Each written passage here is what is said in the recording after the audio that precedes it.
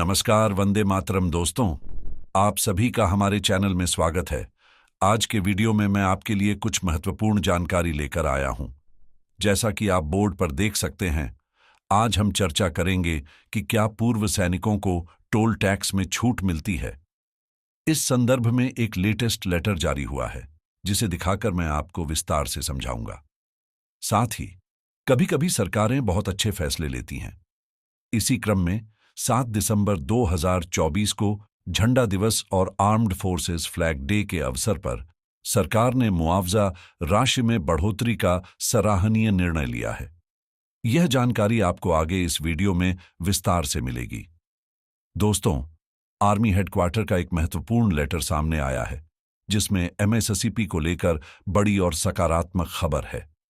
इसमें यह स्पष्ट किया गया है कि एमएसएसपी पेंशनर्स और कर्मचारियों का अधिकार है, जिसे छीना नहीं जा सकता। हम इस लेटर को देखकर समझेंगे कि असल में मामला क्या है। साथ ही दोस्तों, OROP 3 से जुड़े मुद्दों पर भी चर्चा करेंगे। क्या आपको गलत एरियर दिया गया है? यह कैसे पता लगाया जा सकता है? क्योंकि कई पेंशनर्स के साथ ऐसा हुआ है कि उनके पुराने बकाया को सिर्फ OROP 3 के लागू होने यानी जुलाई 2024 से गिनकर PPO जारी किया गया और एरियर दिया गया। हालांकि वास्तविकता में उन्हें इससे अधिक एरियर का हकदार होना चाहिए था। इस विषय पर भी हम विस्तार से बात करेंगे। ऐसा ही एक मामला आज मैं आपको लाइव दिखाऊंगा, जहां एक पेंशनर को लगभग 7 लाख रुपए का एरियर मिलना चाहिए था, लेकिन उन्हें केवल OROP 3 के तहत जुलाई 2024 से हुई बढ़ोतरी के आधार पर कम रकम देकर मामले को रफा दफा करने की कोशिश की गई। लेकिन दोस्तों, हमारे चैनल के साथ रहते हुए आप कभी भी ऐसी ठगी का शिकार नहीं होंगे। हमारे दर्शकों को उनका हक जरूर मिलेगा। तो आइए इन्हीं मुद्दों पर चर्चा करते हुए आज के वीडियो को आगे बढ़ाते हैं। लेकिन उससे पहले, जैसा कि मैं हमेशा आपसे अनुरोध करता हूं, यदि आप हमारे चैनल का वीडियो पहली बार देख रहे हैं या अभी तक चैनल को सब्सक्राइब नहीं किया है, तो चैनल को सब्सक्राइब जरूर करें। इससे न केवल आप हमारे साथ जुड़े रहेंगे, बल्कि भरोसेमंद और प्रामाणिक जानकारियां भी लगातार पाते रहेंगे। चलिए आगे बढ़ते हैं दोस्तों। जैसा कि आप देख सकते हैं, आज हम चर्चा करेंगे कि क्या ESM यानी एक्स सर्विसमैन को टोल टैक्स में छूट मिलती है। इस विषय पर समय समय पर कई जानकारी सामने आती रहती हैं। आपके पास भी ऐसे कई लेटर्स सर्कुलेट होते होंगे, जिन पर बाकायदा स्टैंप लगे होते हैं और लिखा होता है कि पूर्व सैनिकों को टोल टैक्स में छूट दी जाती है। लेकिन असलियत क्या है? क्या वास्तव में टोल टैक्स में छूट मिलती है? इस पर हाल ही में एक लेटेस्ट लेटर जारी हुआ है, जिसे मैं आपको दिखाकर पूरी जानकारी दूंगा। दोस्तों, यह जो लेटर आप सामने देख रहे हैं, यह 29 नवंबर 2024 का है और ministry of road transport and highways द्वारा जारी किया गया है। यह लेटर श्री तिरक आनंद गढ़ा एस पाटिल जी को संबोधित किया गया है, जो national ex serviceman coordination committee के अध्यक्ष हैं। लेटर के विषय पर ध्यान दें, जो है to allow ex serviceman to travel toll free on national highways. इस लेटर में सबसे पहले इसे जारी करने वाले द्वारा उनके पूर्व के लेटर का संदर्भ दिया गया है, 19 अगस्त 2024 का। इसके बाद 2008 के कुछ रूलिंग्स का हवाला देते हुए इस लेटर में जवाब दिया गया। इसमें आखिरी लाइन बेहद महत्वपूर्ण है दोस्तों, और यह लाइन कहती है, as per applicable fee rule, there is no provision of एजमन in user fee for ex serviceman at fee plazas on national highways. यानी कि यह साफ साफ कहा गया है कि पूर्व सैनिकों को टोल प्लाजाओं में कोई भी टैक्स छूट का प्रावधान नहीं है, चाहे आप किसी भी सोर्स से डॉक्यूमेंट प्राप्त करें। लेकिन सही जानकारी यही है। पिछले दिनों मैंने भी इस पर RTI डाला था और मुझे भी यही जवाब मिला था कि पूर्व सैनिकों को टोल टैक्स में कोई छूट नहीं है। इसलिए दोस्तों, आप गलत जानकारियों का शिकार मत बनिए। चलिए अब बढ़ते हैं अगली जानकारी की ओर। 18 महीने के DA एरियर को लेकर चर्चा तेज हो गई है। क्या कैबिनेट में इस पर बात हुई है? और क्या न्यू ईयर गिफ्ट के रूप में 18 महीने का DA एरियर मिलेगा?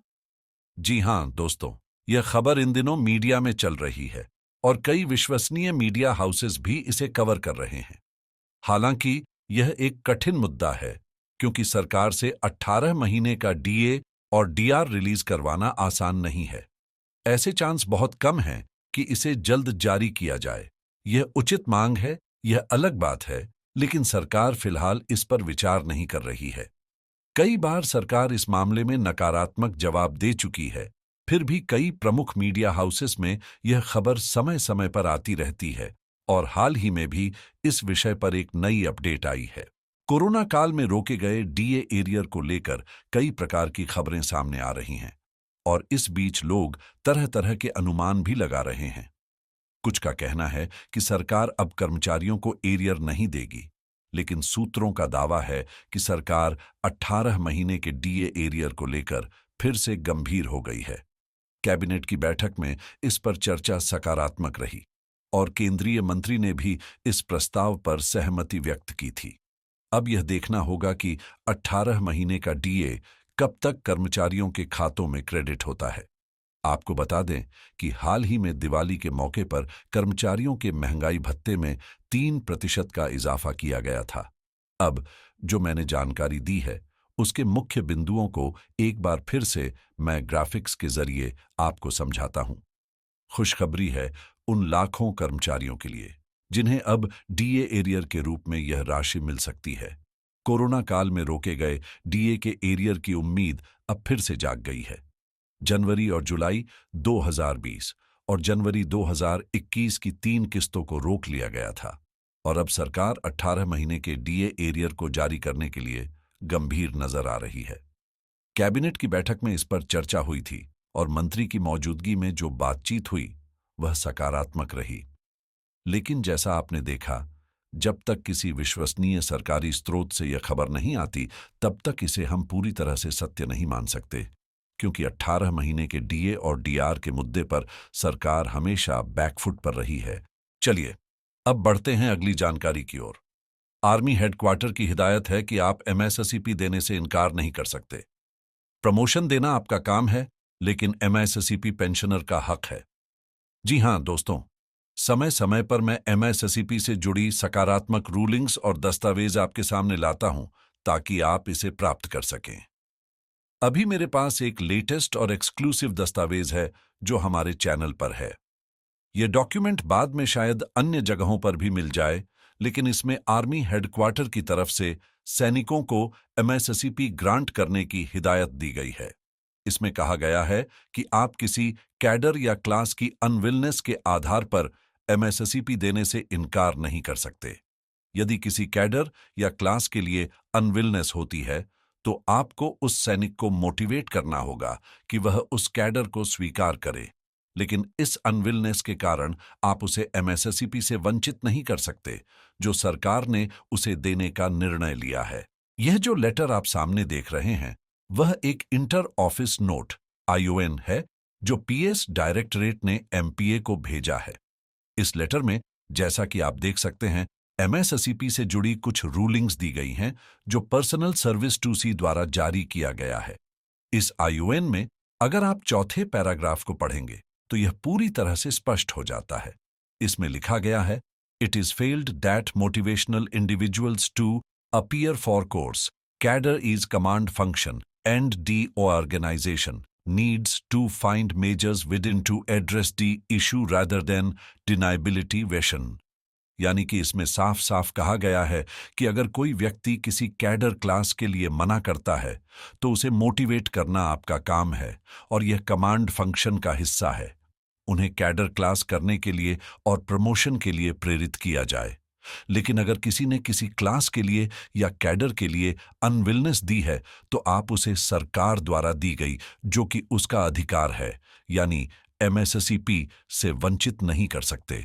यह एक बेहद महत्वपूर्ण डॉक्यूमेंट है दोस्तों।